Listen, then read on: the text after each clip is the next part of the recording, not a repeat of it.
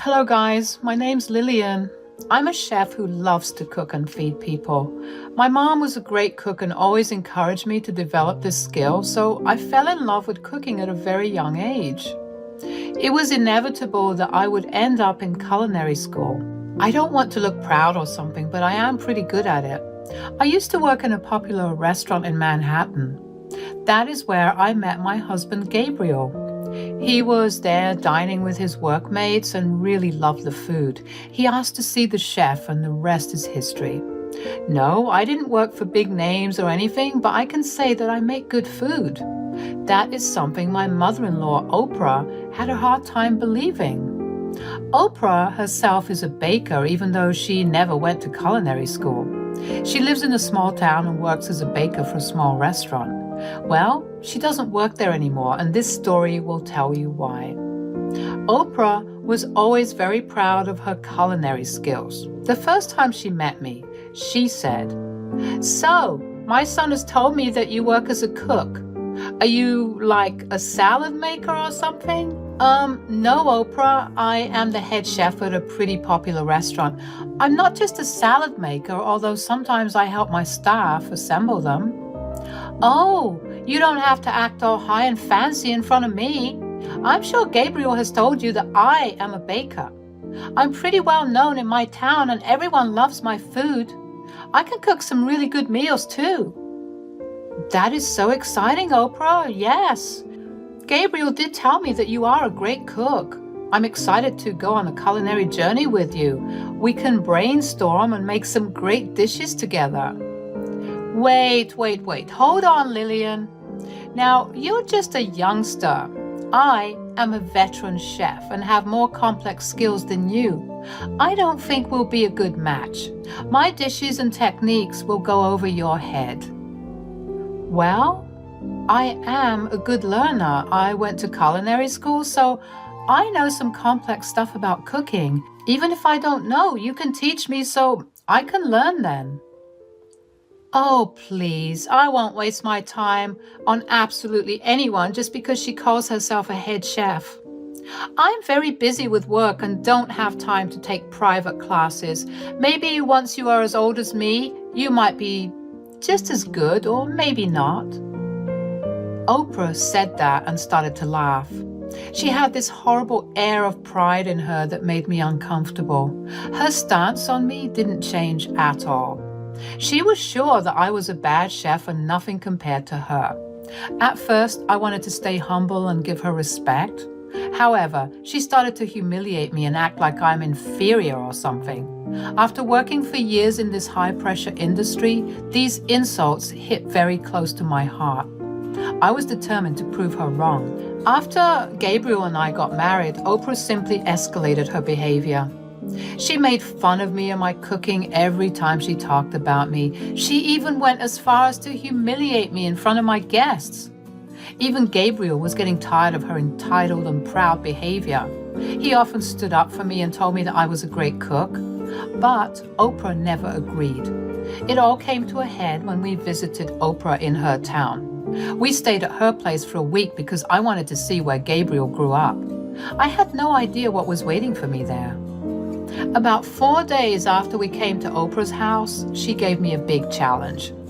She said, "My son defends you a lot and says that your cooking is great.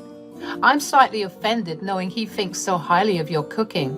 His own mother is a great cook, so it hurts." "It's not like that, Mom. I love your cooking as well. I just find it unfair when you demean her and criticize her too much. I mean, you didn't even taste her food once." "How about we solve that problem, Gabriel?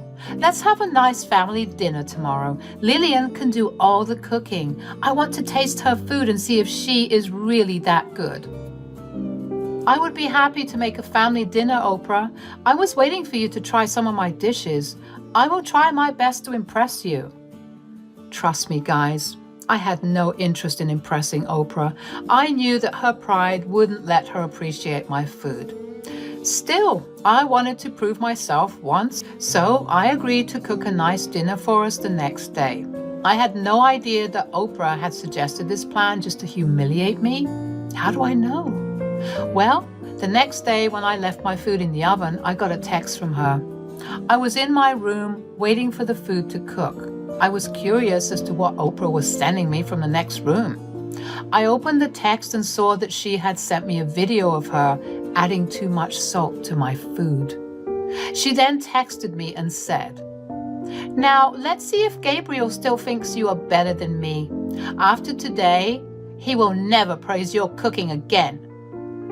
Wow, Oprah, you destroyed the meal I cooked with so much work. Then you sent me the evidence to mock me? Have you no shame? I literally prepared it for hours. I don't care, Miss Wannabe Head Chef. You are nothing but a little girl who thinks she's better than me. Today, we will see who wins. You are acting in a very unethical way, Oprah. This is not how someone wins or loses.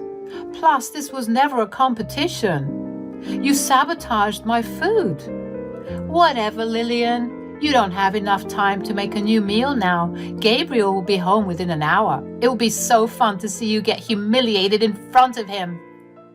I was furious to see how cruel Oprah was being. She dared to make fun of me after destroying all my good work. I wanted to cry, but I held back my tears. I wasn't going to let her get away with this so easily. Immediately, I called Gabriel and told him what we needed to talk. I said, "Gabriel, I need to talk to you about something important." "Yeah, sure. What is the matter, Lillian?" "Gabriel, I don't know how to say this. Your mom has tried to destroy my cooking." "What? Are you sure about this, Lillian? It's highly unlikely Mom would do something like that." "She sent me a video of her adding too much salt to my dish. I left the food to cook and went to our room for my phone. When I was scrolling through the messages, she sent the video. If you don't believe me, take a look at that." I sent Gabriel the video that Oprah had given me. At first, he refused to believe that his mom could do something like this. Then I showed him the video. He was horrified to see what Oprah did. He reads a lot of these crazy mother-in-law stories and knows that behaviors like these always escalate. He never thought Oprah would turn out to be one of them. Once he saw the proof, he was furious. We talked about what Oprah did, and Gabriel was adamant that his mom needs to be taught a lesson. After thinking for a while, he said, "You know what, Lillian? I'm going to call someone for this special dinner. I'm sure she will appreciate my mom's altered recipe. Let's give her a chance to impress someone very important." "What do you have in mind, Gabriel? I can tell you're making an excellent plan. You seem pretty excited about this." "I will tell you who I called, Lillian. I'm sure it will get you excited as well. It's going to be glorious. After today, I don't think I would want my mom in our lives, but that won't be enough for her. She really needs to get a taste of her own medicine. Altering someone's food is actually an offense. Today, she has added salt. Tomorrow, who knows what she will do? We need to nip this in the bud so that she knows how bad she messed up." I like the way you're thinking, Gabriel. To be honest, I was really hoping we could stop contact with Oprah after this. You have no idea how happy I am knowing that you feel the same way. Gabriel shared his plan with me, and I must say he has a wicked mind. But Oprah deserves this completely. It will be extra fun to see her reaction when she realizes how bad she messed up. I okayed the plan and told Gabriel to call his special guest. We didn't tell Oprah right away. It would be a grand surprise. After 2 hours, my meal was finally ready. I should say our meal because I did get help from Oprah, whose assistance is indispensable. I had to work hard to control my laughter so that Oprah wouldn't realize that I knew something. The dinner actually looked pretty good because, well, I am a good cook. But Oprah and I both knew it would taste horrible with all the salt she added. Oprah and I were both excited for dinner for 2 different reasons. We went to the dining space to get everything ready. Gabriel was already home and setting up the table for us. Oprah looked a little confused when she saw an extra seat at the table. She said, "You have messed up the seating, Gabriel. There are just 3 of us. Why have you added an extra chair? I forgot to tell you, Mom, I actually invited someone over today. Lillian has worked hard for this meal, so I thought we could use some professional judgment on it. Oh, I see, Gabriel. So, who have you called? Do I know this person? Yes, Mom, you know her very well. It's my friend Tessa. Since she is your boss and knows a lot about food, I thought she would be the perfect critic. Oprah immediately looked alarmed at what Gabriel said. Her face changed so quickly that I almost lost it right there. Even Gabriel was struggling not to laugh. But he feigned confusion and asked if Oprah was okay. My wonderful husband literally had the best idea. Tessa was a very good friend of ours. She was originally Gabriel's friend, but we also bonded fast over our love for food. Coincidentally, Oprah was actually working as a baker at Tessa's restaurant, so she was Oprah's boss. Tessa knew what was up and gladly agreed to take part. Before Oprah could say anything, Tessa walked in. She looked excited and glinted in her eyes. She said, "Hey guys, thank you so much for inviting me. I was getting bored at home since my husband was on a business trip. I'm so glad you invited me. I'm excited to taste what Lillian has made for me." Thanks for coming, Tessa. We're glad to have you here. I just sprung this invitation on you and Mom. Mom, I hope you don't feel uncomfortable. Tessa is family anyway. Oh, well, it's not a problem at all. I'm happy my boss can have a taste of what my chef daughter-in-law has cooked. Tessa, thank you for coming. Oprah mumbled this and couldn't look Tessa in the eye. She smiled innocently at her and sat down for dinner. She also commented on how great the food looked. I sweetly got up from my seat and started to serve everyone. I gave Oprah a generous amount of serving because, well, she was the one who wanted to taste my dish so bad. As soon as everyone took one bite of the food, they had to spit it out. I tasted it and seriously, it was pretty disgusting. Oprah actually started to cough from how bad it was. She stormed at me from her seat and said, "Oh my God, Lillian, this is horrible. Why did you put so much salt in it? You are a terrible cook. I see that I was right. Going to a culinary school doesn't mean you can be a good cook. I'm so embarrassed that Tessa had to taste this." I agree, this is just horrible. But it's highly unlikely someone added this much salt by mistake. There is no way they didn't know what they were doing. Exactly, Tessa. This can't be an accident. See? Oprah, a professional, always knows when someone messed up the salt measurements and when a dish was intentionally made salty. Oprah again looked like a deer in headlights. She was afraid to think that we had caught her. She tried to keep her face neutral and blamed me for everything. She is truly excellent at continuing her charade. She said, "Oh God, Lillian, did you intentionally add too much salt to the food? You knew Tessa was coming to taste your food. I can understand that you have no respect for me, but you should have thought about our guests." You are wrong, Oprah. I didn't intentionally put too much salt in the dish. You did. Don't look so surprised and offended. We know you spoiled my dish by adding too much salt. How dare you accuse me of such a thing? I'm just a poor old lady who wants to see how good you can cook. You are just jealous of my skills and making false allegations. I bet you don't even know how to cook properly. Who knows if you even went to culinary school? I am not lying about anything, Oprah. You and I both know that very well. You mixed salt in my food to make it taste bad. Gabriel, look at what your wife is saying. I'm sure she did it herself so that she could make me look bad. Why aren't you saying anything? I'm not saying anything because I saw the proof, Mom. I know you did it. Lillian has it recorded on her mobile. Hey, Tessa, do you want to see it? Tessa seemed enthusiastic about seeing the video. When Oprah realized that her nasty plan was caught, she started to panic. She looked scared and was gulping hard. Tessa saw the video and looked at Oprah with a serious face. She said, "What is the meaning of this, Oprah? You intentionally spoiled Lillian's cooking because you were jealous?" Tessa, it's not like that. I was just joking with her. It was just a friendly competition. I don't care why you did it, Oprah. You know very well how this kind of behavior is frowned upon in this industry. Spoiling someone's cooking is a very bad thing to do. I don't know if I can trust you in my restaurant anymore. Oh no, Tessa, I would never do that at the restaurant. I was only a little jealous of Lillian because she has a fancy degree and all. I swear I would never jeopardize your restaurant's reputation. The fact that you could do this to your own daughter-in-law is horrible, Oprah. I can't even begin to imagine what you would do when you get jealous of your fellow co-workers. I don't think I can take that risk. I'm afraid that I have to fire you. No, Tessa, please don't do that. I'm so sorry. This will never happen again. Oprah began to beg for forgiveness from Tessa. She started to cry when she heard about losing her job.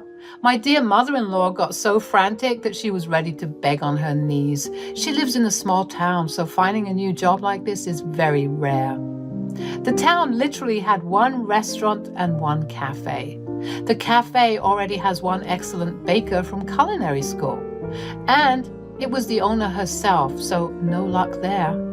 Tessa gave Oprah the job because she was Gabriel's mom.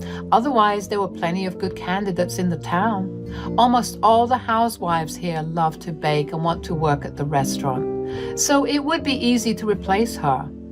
Oprah knew that and started to cry. She said, "Gabriel, please make Tessa understand. I can't lose my job. It was a small mistake. It won't happen again. Gabriel, please help me."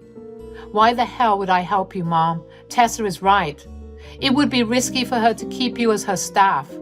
An employee with no ethics is dangerous for any place of business. I support her completely.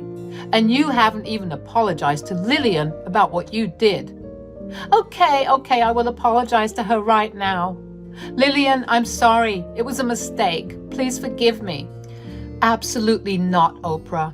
This wasn't a mistake. You planned the entire thing and acted maliciously towards me. I bet you wouldn't have apologized if your job wasn't on the line. I can't forgive stuff like this." "Mom, you really took it too hard for today.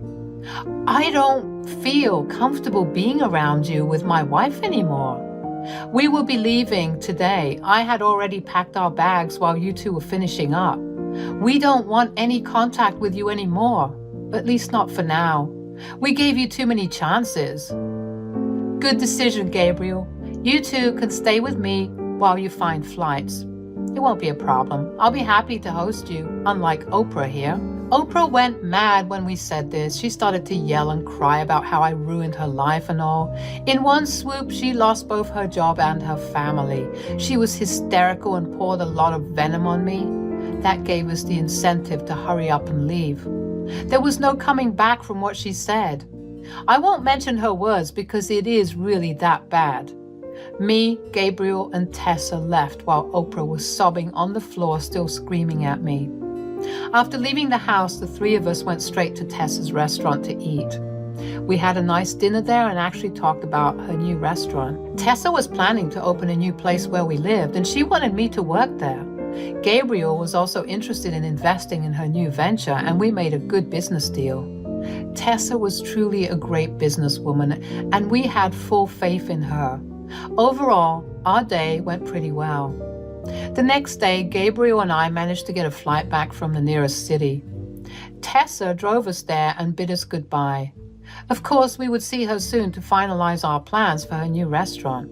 Meanwhile, Oprah kept blowing up all our phones.